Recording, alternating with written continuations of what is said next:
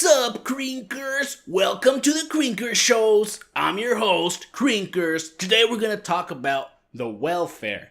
Now, here at Crinkers, we believe that welfare should just be done out of, just scrap it. Just get it out of my face. Get out of this country. Let's just do away with it entirely. And let's see how those people survive now.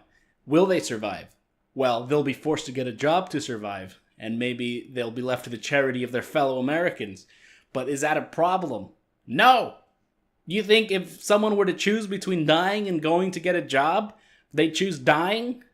Well, maybe if they're sad boys looking at memes all day, they'd just die. But if they're smart, or if there's some will in them left, they won't have to rely on welfare. And welfare is taking away these people's will. They just conform to being on welfare all day, not having a job, just living off the government, and they don't know. They don't know what it's like to live for themselves, maybe.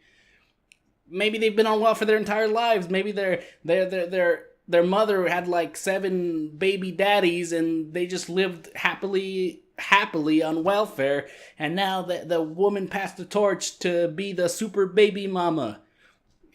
It's bad. It helps make the cycle of the people who are welfare, these ghetto people.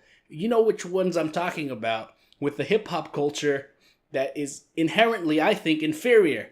Now, it's not like a racial issue that people can be inherently inferior, but some cultures can be better than others. Look at the progress that the Aboriginal Australians made. Now, granted, they didn't have many resources, but they didn't have much progress. Look at the Irish. What progress did they make in their lives? You know, did they have any grand innovations? Did they have great cathedrals? And they were Irish. So some cultures can be better than others. It's not a people thing. You can make someone from a completely different culture, you can bring one of these ghetto people into a nice culture family, and they can grow up to be a nice culture person. And yes, welfare doesn't let these people progress. They stay in this cycle of being on welfare and they don't get out, and it's hard. In the 50s, I believe, the ghetto people were doing a lot better. I don't know what time.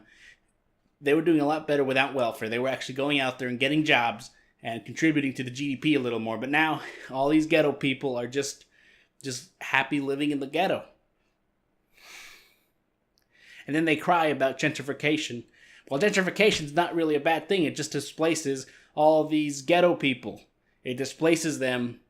It doesn't do anything for them. That's true. I mean, they've been living there, but too bad. You know, they have to make way for progress. Just like the Irishman had to make way for progress, and still does have to make way for progress. Or the Bosnians, they have to make way for progress. So, come on, Crinkers. Make way for progress. And thanks for tuning in next time.